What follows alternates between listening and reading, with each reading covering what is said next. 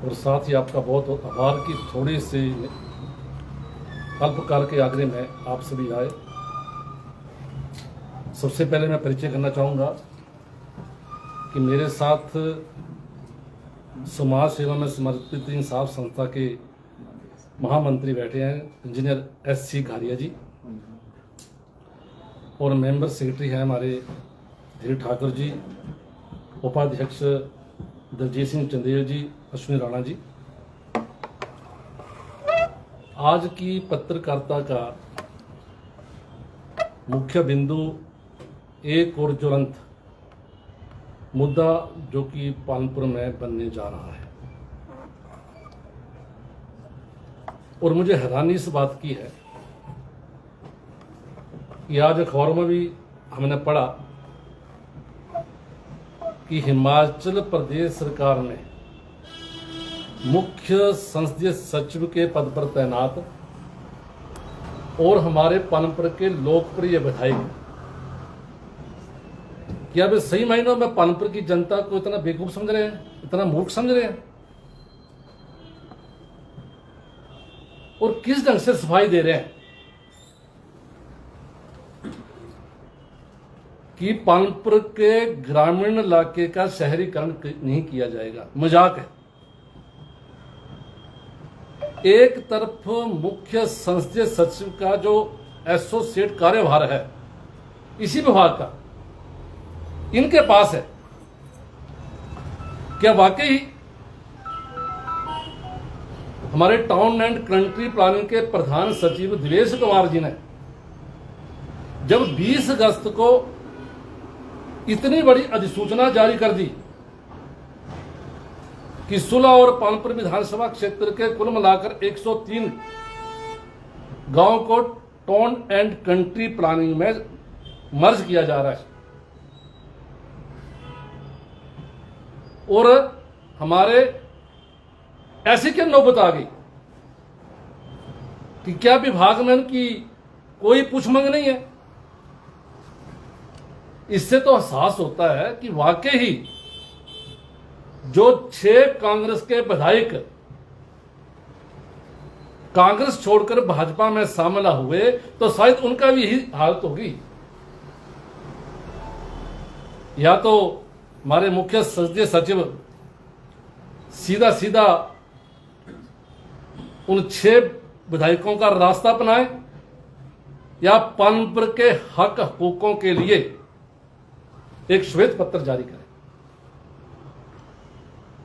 और सही मायनों में इन 20 वर्ष के सत्ताधारी कांग्रेस शासनकाल में पालनपुर की जनता को क्या मिला?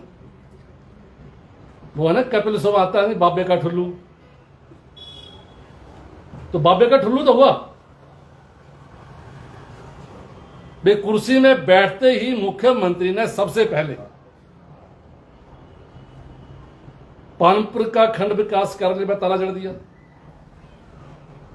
पहली बार पूर्व सरकार ने पालनपुर की जनता की भावना के अनुसार, आपको मालूम है शिमला धर्मशाला के प्रांत पालनपुर एक अहम विधानसभा क्षेत्र है, उसको एक स्वतंत्र खंड विकास कार्यालय मिला, उसको ताला जड़ दिया। चचिया में तहसील में ताला जड़ दिया। बुनूरी में जल शक्ति विभाग का मंडल पर ताला जड़ दिया। कनवाड़ी का CSC भवन में ताला जड़ दिया। इसके बाद विषय आ गया,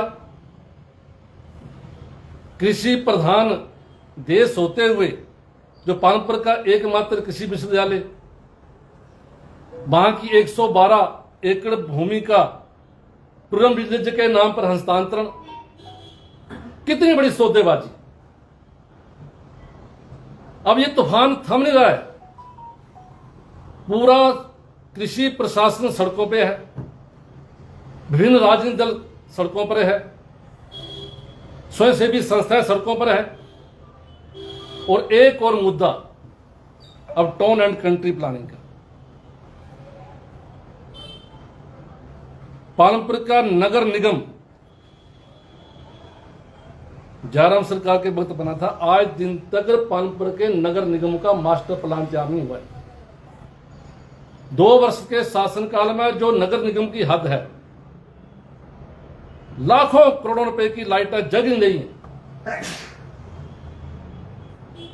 और चुनावों के दिनों तो बड़ी बड़ी डींगा मारी कि हम ये करेंगे, आते ही इंक्वायरी चलाएंगे, वो करेंगे, या निंदाएं हुई हैं, वो हुआ है।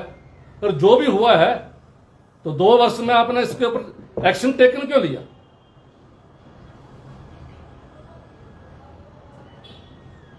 पानपुर का ये विषय बड़ा गंभीर है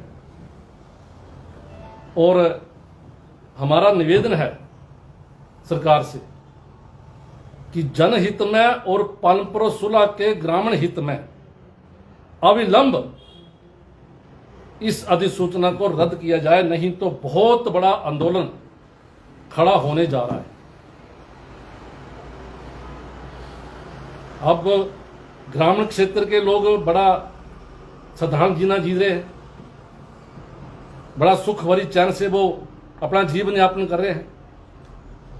और अभी आपने हाल ही में देखा, पानपुर के नगर निगम का एक कनिष्ठ अभियंता नक्शे पास करने के जुर्म में सर्विस से टर्मिनेट हुआ।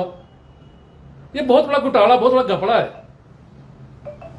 और इस घपले को, इस भ्रष्टाचार को आप पूरे पानपुर विधानसभा क्षेत्र में, 16 विधानसभा क्षेत्र में फैलाने का मन बना चुके हो। ये कतई बर्दाश्त नहीं होगा, किसी भी सूरत में बर्दाश्त नहीं होगा। ऐसी क्या नौबत है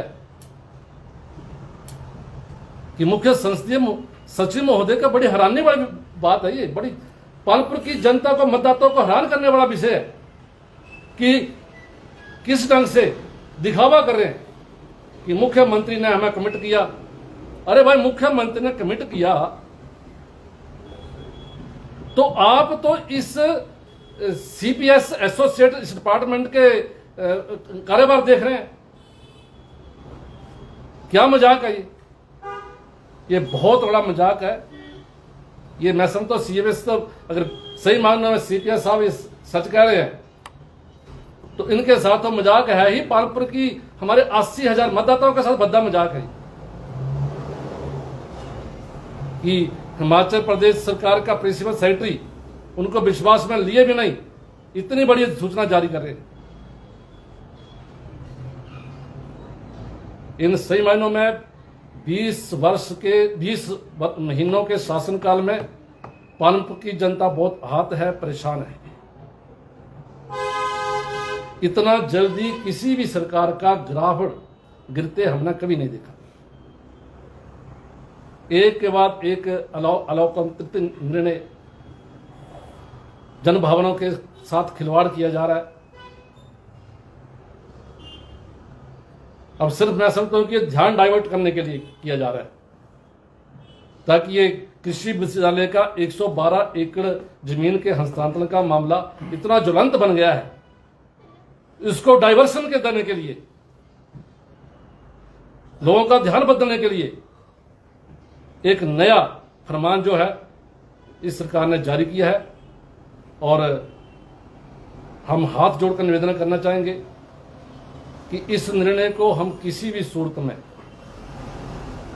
बर्दाश्त करने वाले नहीं हैं और किसी भी हद पर पानपुर की ये ग्रामीण जनता, अगर ये अधिसूचना रद्द नहीं हुई तो किसी भी हद पर जाने के लिए तैयार है। और इसमें किसी प्रकार की घटना घटती है या वायलेशन होती है तो इसके लिए स्वयं सरकार जिम्मेवार होगी। मुझे टीसीपी के ऊपर आज इतना ही कहना है।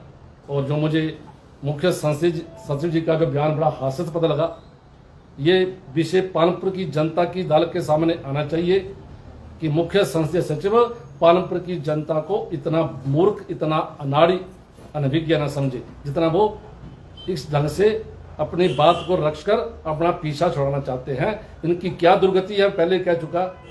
या तो वो जो 6 कांग्रेस के विधायकों ने छाती पर हाथ रखकर जो दरियादिली दिखाई, अगर आप भी वाकई ही इस प्रकार के निर्णयों से आहत हैं, आज दिन तक कृषि विश्वविद्यालय के 112 एकड़ जमीन के हस्तांतरण के बारे में आज दिन तक बयान नहीं आया इन महाशय का, आज दिन को बयान नहीं आया कि क्या आप पानपुर के इस कृषि विश्वविद्यालय ने आज हिमाचल के पूरे भारत वर्ष के गिने चुने कृषि विद्यालयों के पैरामीटर में ये विद्यालय अग्रणी है और बहुत जल्दी केंद्रीय विश्वविद्यालय की पदोन्नति के लिए अपना पायदान पर खड़ा है। आज दिन तक उनका इसके ऊपर कोई बयान नहीं आया। एक बाद तालाबंदी उसके ऊपर तो कोई बयान नहीं आया। अरे भाई, दो वर्ष होते आए आपको पालमपुर की जनता को जवाब देना होगा, नहीं तो पालमपुर की जनता आपका भी घेराव करने पर पीछे नहीं हटेगी। मुझे इतना ही कहना है। अगर आपका कोई सवाल है तो उसका स्वागत है। सर, टूरिज्म विलेज की बात की आपने, विरोध आंदोलन की बात करी, लेकिन लोगों के मन में एक सवाल है, भाजपा के मन में, कांग्रेस के मन में सवाल है। जब टूरिज्म विलेज का विरोध किया गया, आंदोलन किया गया और एसडीएम को ज्ञापन दिया गया यहाँ पे, तो उसके पैरेलली आपका प्रोग्राम था पौधारोपण का, तो इस पर कोई मिसअंडरस्टैंडिंग थी या आपको इस बारे में पता नहीं था आंदोलन के बारे में? इस बारे में साहिल जी, आप पत्रकार बंधु साक्षी है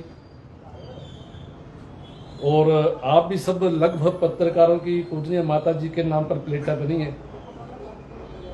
और मैं समझता हूं कि आपने संस्था को छोटा देखा और उस ग्राहक को बड़ा देखा, तो आप भी की प्लेटा वैसे पड़ी हुई हैं।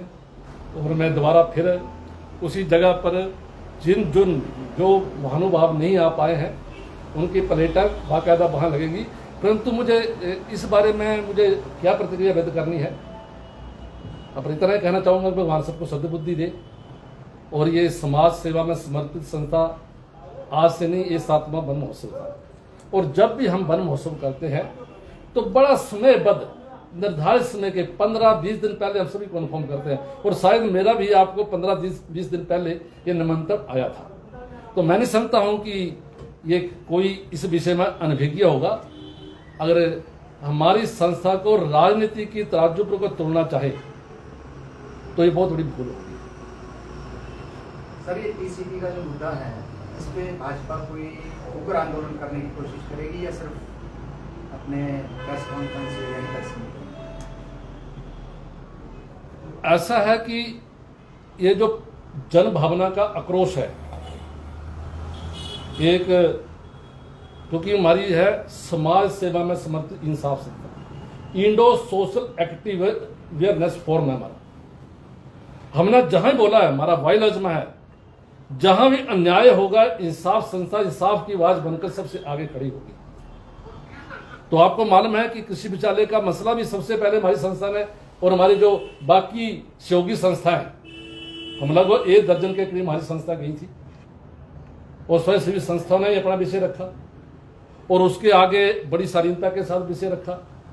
फिर बाकी भी जागरूक हुए, ये भी आप गवाह हैं इसके।